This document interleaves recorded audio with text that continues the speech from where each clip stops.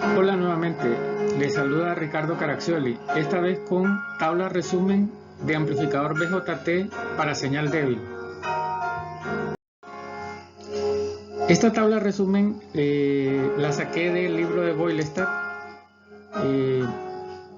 Electrónica, Teoría de Circuitos y Dispositivos de Pearson Educación, México 2009.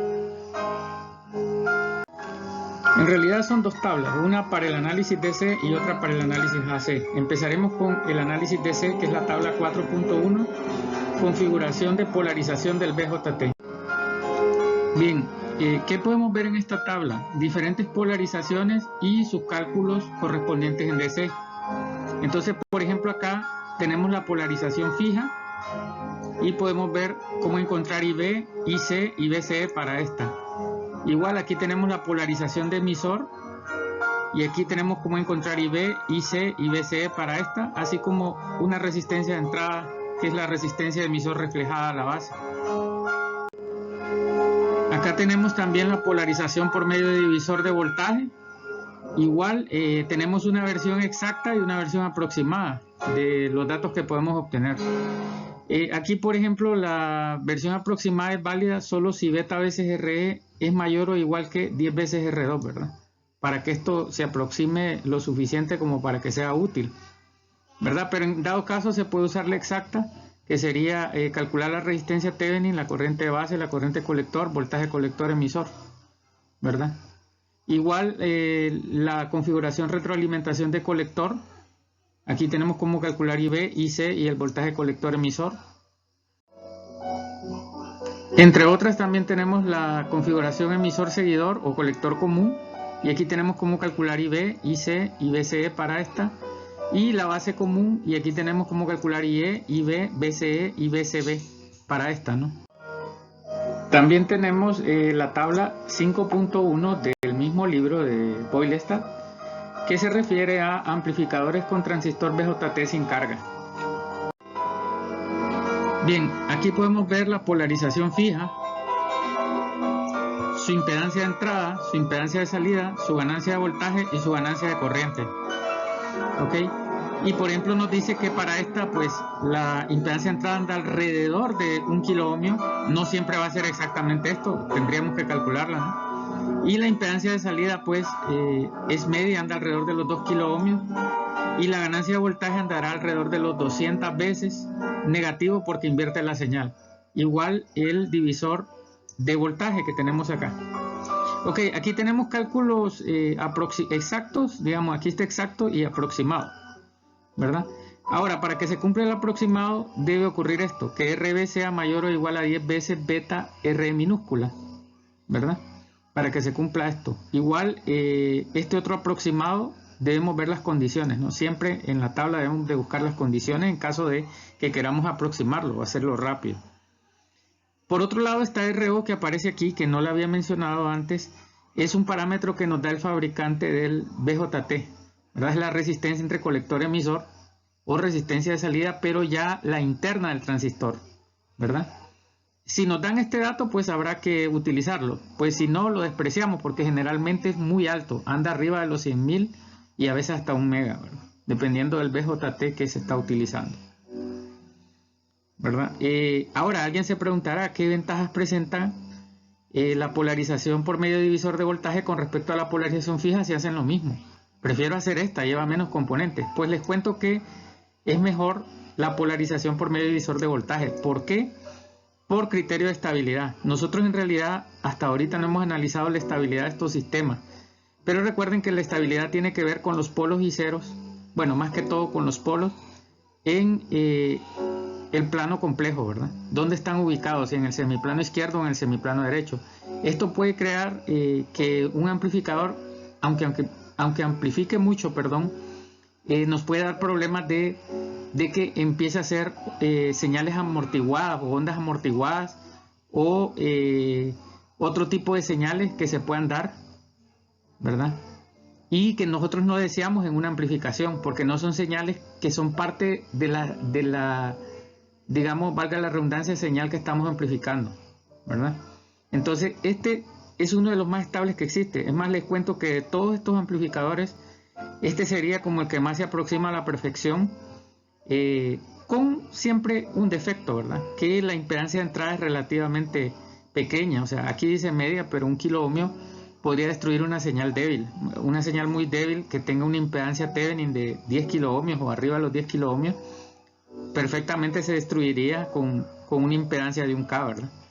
Entonces eso hay que considerarlo también. Aquí tenemos la polarización de emisor sin puentear. Hay que tener cuidado porque esta también hay una versión que es que lleva un capacitor aquí y cuando lleva el capacitor se llama puenteada. Pues en este caso no lo lleva. Así como están estos cálculos de impedancia de entrada, impedancia de salida, ganancia de voltaje y ganancia de corriente aquí, pues no consideraron el capacitor. Y si nosotros consideramos el capacitor, pues habrá que calcular nuevamente estos parámetros, ¿verdad? Está también la de emisor seguidor o colector común. Y aquí tenemos sus parámetros que podemos utilizar para analizar un sistema, ¿no? Y aquí podemos ver la ganancia unitaria, ¿no?, que estábamos hablando cuando expliqué en otro video este amplificador. También tenemos el base común. Aquí la impedancia de entrada, la impedancia de salida, la ganancia de voltaje y la ganancia de corriente. Debo aclarar que la ganancia de corriente yo no la he calculado porque mi enfoque siempre se ha basado en estos 3 parámetros para analizar los sistemas. Sin embargo, a veces es necesario en ciertos sistemas porque nos ayuda más fácil a encontrar las potencias. También está la retroalimentación de colector o realimentación de colector, que podemos verla aquí. Y pues igual impedancia de entrada, impedancia de salida y algunas condicionantes en caso de utilizar esta fórmula, ¿no? Deben cumplirse estas condiciones. Recordemos que esta RO, repito, es un parámetro que nos da el fabricante del transistor, ¿verdad? Una de las preguntas que han de hacerse es ¿y qué pasa con los transistores PNP? Porque en todos los videos los ejemplos que he dado los he hecho con NPN. Pues para ello lo voy a hacer analizando la polarización fija. Digamos, aquí tengo un amplificador polarización fija, perdón. Obviamente este tiene una RB, RC. Mi voltaje de alimentación VCC.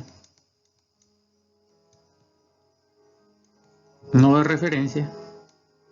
Mi capacitor de salida, CO. Y mi capacitor de entrada, ¿no? Ok. Entonces aquí voy a tener mi señal de entrada, digamos. Y aquí voy a tener mi señal amplificada, ¿no? Bueno. Y esto es pues un NPN.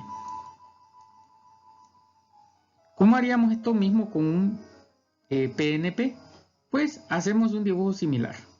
O sea, ponemos el transistor, solo que ahora PNP igual la resistencia de colector, igual ponemos la resistencia de base. El dibujo es similar, solo que acá en vez de VCC ahora vamos al nodo de referencia y acá en vez del nodo de referencia vamos a VCC. Por otro lado, si son capacitores electrolíticos, pues llevarán la polaridad contraria, ¿no?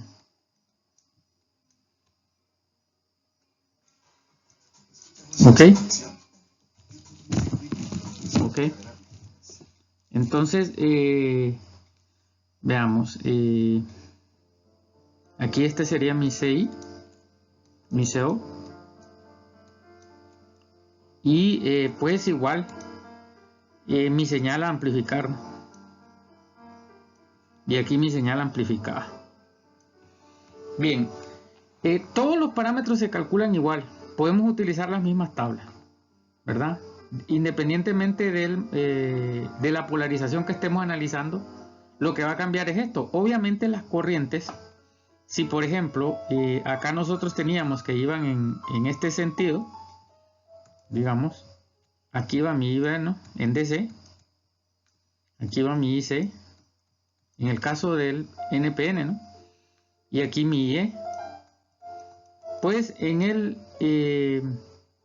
PNP, recordemos que este es un PNP, ¿no?, pues irían en el sentido contrario. Mi IB ahora va hacia acá, igual mi IC va en esta dirección y mi IE va en esta dirección, ¿verdad? Pero como repito, los cálculos son los mismos, la impedancia de entrada es igual a la impedancia de salida, la ganancia de voltaje, solo que ahora la señal pues va con respecto al nodo de referencia, ¿no? ¿Verdad? Sin embargo, si nosotros lo hacemos con respecto a VCC, lo que va a ocurrir es que va a quedar sumado el voltaje DC a la señal, ¿no? Pero es similar. Otra pregunta que va a estar surgiendo es ¿cuál es el mejor de todos? Pues esto dependerá, ¿de qué dependerá? De varios parámetros. Una es cuánta impedancia de salida quieres, ¿verdad? ¿Cuánta impedancia de entrada quieres? ¿Cuánta ganancia de voltaje quieres? O sea, ¿cuál es la señal que vas a amplificar? ¿Es una señal demasiado débil con una resistencia Thevenin muy alta? ¿O es una señal con una resistencia Thevenin considerablemente baja? Esos van a ser criterios de decisión. Igual la estabilidad. Sin embargo, este criterio de la estabilidad, los libros lo tratan, los libros de electrónica generalmente lo tratan más adelante, ¿verdad? Ahorita estamos haciendo un análisis de primera aproximación o un análisis, digamos, rápido, ¿verdad? La estabilidad y la respuesta en frecuencia son temas, digamos, más avanzados, ¿no? Por lo menos que el análisis que hemos estado haciendo en estos videos. Bien, y la gran pregunta es ¿para qué sirven estos amplificadores? O sea, ¿por qué dedicar una clase completa de las ingenierías a estudiar amplificadores? Casi todas las electrónicas analógicas de las ingenierías en Latinoamérica y en otros países basan gran parte de su contenido en estudiar amplificadores. O sea, ¿cuál es la importancia? Lo primero que se nos viene a la mente es el audio, ¿verdad? Amplificar audio. Pero sería muy corto, o sea, dedicar una clase entera solo para el audio, pues solo para el entretenimiento casi. Pues les cuento que no solo audio, ¿no? El audio es una de las señales que podemos amplificar, pero también puede ser una señal proveniente de un sensor, por ejemplo un sensor de vibración, que lo hace tal vez por posición o lo hace por magnetismo. Este sensor me va a entregar señales que yo necesito amplificar para entregarlas a un actuador o a un PLC o a otro dispositivo que pueda tomar decisiones, una computadora industrial, ¿no? Entonces también puede ser un sensor. Y no dejemos fuera las comunicaciones, ¿no? Y yo diría que esta es la gran revolución del ser humano en el último siglo, ¿no? Una de las tantas, ¿no? Las comunicaciones. En todos los sistemas de comunicaciones, radiofrecuencia, necesitamos amplificar señales que viajan en el espacio, ¿no? Entonces, dentro de las tantas aplicaciones en las que se puede aplicar un amplificador, son estas tres. Sin embargo, hay más. Por ejemplo, yo puedo amplificar señales que vienen del espacio, ¿verdad? En el espectro electromagnético, etc. Obviamente, utilizaré diferentes tipos de amplificadores y dependiendo de la aplicación, pues elegiré uno, ¿no? Bien, ¿y qué pasa con las otras polarizaciones? En estas tablas vimos algunas polarizaciones más utilizadas, pero se pueden crear otras. Entonces, si hay otra polarización, si tú eres estudiante de ingeniería, tendrás que analizar nuevamente la ganancia de voltaje, la impedancia de entrada, la impedancia de salida, el análisis de ese completo para ver el punto de operación y tú poder decidir si va a funcionar y cómo funcionará, ¿verdad? Entonces ahí nos toca calcular, ¿verdad? Aplicando obviamente los teoremas de la electricidad, el teorema de Thevenin, teorema de Norton, superposición, leyes de Kirchhoff, ley de Ohm y pues no dejando atrás el análisis de los parámetros de dos puertos y más que todo los parámetros híbridos, ¿no? Que es lo que hemos estado utilizando para modelar el transistor. Bien, esperando como siempre que este video les sea de utilidad. Gracias por su atención.